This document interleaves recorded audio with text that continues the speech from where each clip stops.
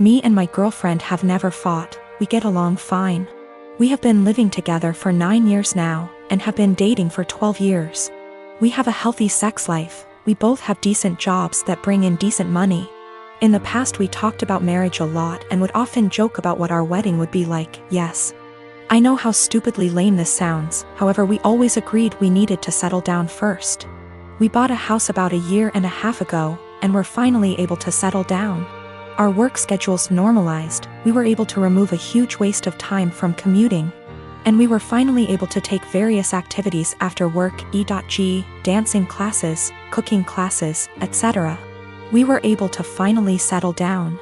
Finally we decided to take a week off and unplug on the week of 12-year anniversary. She wanted to go camping and hiking, and do the things we used to do when we were first dating. Unbeknownst to her, I secretly decided to pick the exact same area where we met to do our hiking / camping trip. 2 weeks ago as we are leaving she realizes where we are going and becomes ecstatic, and gushes about how romantic I am. More or less everything seems perfect. We do our hike, and we unpack, set up, and by sundown everything feels perfect. So I decided to pop the question. This is where everything kind of falls apart. I ask her, and she just says no. We literally went from I love yous to the single most awkward silence I have ever had in my life in the time span of about a minute. We sat there kind of not saying anything before she says she is tired and goes to bed. She basically proceeds to cry herself to sleep while I sat there doing nothing. I basically didn't sleep, and the next morning, she says she wants to go home. So we pack up and have a really awkward 3-hour hike back to our car. There were a few times where things kind of felt normal and we were joking around like we used to be for a bit. On the way back home, we are talking and chatting normally, but it just feels awkward. At one point we stopped for coffee, and asked if she wanted to talk about what happened, and all I got was a curt no. This is followed by another extremely long silence for the rest of the drive home. We finally get home and I unpack everything while she goes off to bed. She is going to bed. Cue more crying. I tried really hard to talk to her, but she pretty much told me that she just needs time to be alone and think. The next day she tells me she is going to take some time and see her family, which is literally on the other side of the country. It has been about 2 weeks since I dropped her off at the airport. She sent me a few messages to tell me she is fine, and that she needs some more time to think. Her best friend has been asking me every other day about what is going on with her, since she hasn't really been responding at all. I know she is okay, though, due to her posting some pictures of her and her family on Instagram. But it just feels really weird. I am an absolute giant mess. I just don't quite understand what is going on. None of my friends have really offered me anything of value. I just feel if I didn't ask the question everything would be absolutely fine, and I don't really understand what is going on. I keep wanting to grab her laptop to try and figure out anything. I am not close to her parents at all, but I trust her and want to respect her space, but I don't know when she is coming back. I even sent her a message this morning, and I know she saw the message and received it, but hasn't replied. Also, her work has called me this morning asking about where she is. Apparently she had taken an extra week off last week, but she was supposed to be in yesterday. Now everything feels like it is falling apart and I have no idea what to do. The reason why it took so long for us to get married is we both agreed we wouldn't move to the next step until we finished the following. We both finished school. For her that wasn't until 2 years ago. We both had stable jobs. We had a place where we could agree would be good enough to take stuff to the next step. We both had decent working hours. For a long time she was doing her residency and we more or less worked opposite shifts. We did talk about marriage and kids, and both agreed it would be part of the next step after we got settled. I sustained very bad injuries to my face this month. I'm in the stage of healing when the scar tissue has formed, but it's still very tender, new skin. I'm going to have very obvious facial scarring for the rest of my life. The injury starts about 1 inch above my hairline, goes down over my brow so that on part, hair will not grow. It continues down my cheek where it is deepest. I'll always probably have an indentation in the fullest part of my cheek. Then it continues to my jawline. In some ways it's okay. I'm happy it's just cosmetic damage. My friends are super reassuring, telling me how badass and sick it's gonna look. They say I'm still as hot as ever, now a little more sexy and mysterious. but in some ways it really sucks. I know that I'm always gonna be seen first as the girl with a scar. And it feels especially bad when people look at me differently. This week, I had to fly home for a family thing. It was a plan I'd made long before my injury. I wasn't really looking forward to the pity or people making a big deal of it. I'd rather it not be acknowledged. I'd also met with my dermatologist who said that I was at the stage of scar tissue formation, that I no longer should be dressing the wounds. The skin was healing and instead I needed to be applying topical cream and Vaseline to keep the site clean and moist.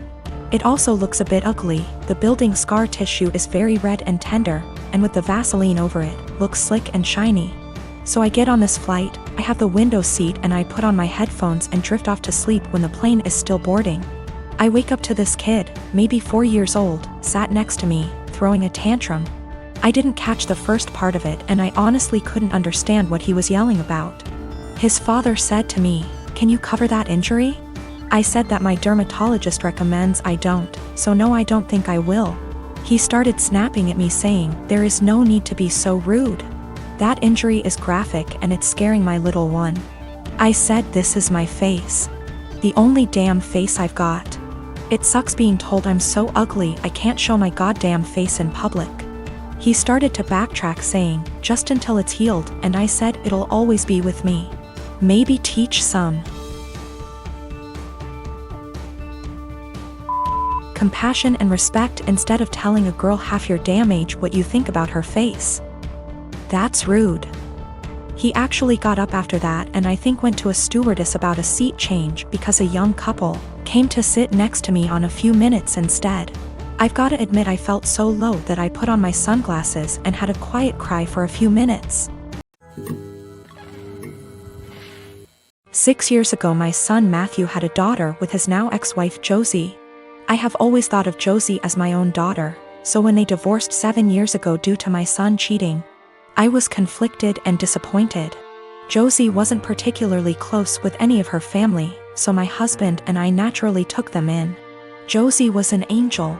She had insisted that we didn't have to lift a finger more than before we had taken them in, and though she was hurt, she kept civil around Matthew. My husband and I held a huge hand in raising their daughter Ruth, because Matthew remarried less than a year later and now has a 4-year-old son after disowning Ruth. 2 years ago my husband was diagnosed with lung cancer. It was hard on everyone, especially Ruth. They were extremely close. She told him about her girlfriends and boyfriends before anyone else and has always wanted him to be the one to walk her down the aisle at her wedding. Matt rarely ever visited and didn't answer our calls, often saying that we had other kids, so it wasn't like my husband was dying lonely. Last night Matt stopped by to talk about inheritance. He never mentioned Josie nor Ruth and hinted that he thought he should get more inheritance than his siblings the entire time. My husband and I shared awkward looks until he decided to cut in. He explained that everyone would get a piece, but he'd focus more on Ruth and Bonnie, one of our other grandkids. Matt got angry and said that Ruth was just a bastard and that his son deserved more than her.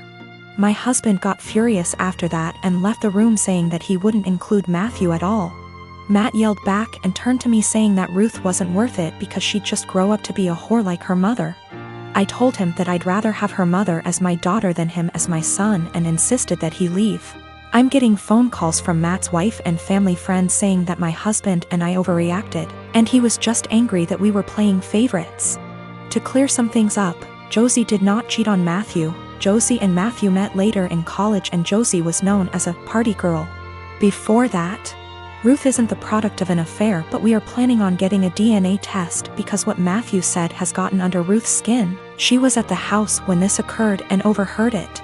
When it came to taking in Josie and Ruth, we didn't hesitate because Josie is not from here. She and Matt lived in another country until he moved them here a few months before he got caught cheating, and they had nowhere else to go as Josie was a stay-at-home mom. I had no intentions of choosing Josie over Matt then and now, and I never discouraged Matt from visiting. I tried to make it very clear that we weren't picking and choosing when we took Josie in. We just wanted her and our granddaughter to be safe and have a good home. I met this guy in January and he became my boyfriend in February. Comes March, the world goes down the drain and we decided to move in together for the time of the pandemic. A few weeks ago, He shows me a post where this guy is challenged to an arm wrestling competition by his GF. The guy didn't seem to have any sort of training / workout, whereas his girlfriend did. I commented he might have a surprise. My boyfriend started educating me on biology and how men are stronger than women. I told him there were way too many factors to take into consideration to make such a broad comment. I have been doing weightlifting for 2 years and my boyfriend has never seen a gym in his life, so I used us as an example. That was a big mistake. He got really defensive and condescending, and made comments like, "That's cute." I just let it go. Fast forward to yesterday. He's playing some game with his friend, online, and I can clearly hear him talk about me. Well, curiosity killed the cat. At first it's all pretty and my ego is bursting, but then he says I'm delusional because I think I'm stronger than him. Pause. Seriously? I know I'm weak, but not weaker than a girl. So later, I decide to call him on his BS. I asked him if he wanted to come work out with me the next day, this morning, so he can show me how strong he is. He accepted and I was happy because I had been dying to bring him and initiate him to something I'm passionate about. So, this morning, we went to my friend's garage. My region allows groups of 10 or less and we wipe everything. I told him we're gonna do deadlifts. It's my favorite exercise and I was already planning to test my personal best, so it was perfect. My friend was there cause he corrects my form and it's been our Sunday ritual since COVID-19. We started light and slowly worked our way up, doing the same number of reps as the other. Comes 185, his form starts to crumble, so we made him go lighter. But 185 really isn't that much for me, so I kept stacking the plates. He looked very supportive and impressed the whole time. I ended up beating my personal best at 265. I was ecstatic and so were they. When we got in the car, he was very silent. I assumed he was just tired. We got home and that's when he exploded and asked me if I was proud of myself.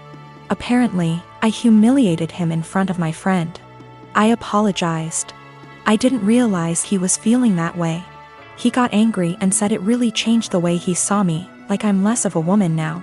He stormed to the basement. I started collecting my things. But now I'm wondering if I should have been reading between the lines and stopped at 190 or something. Or just dropped it and never suggested we work out together. I knew very well I was stronger than him, but I just had to prove it to him.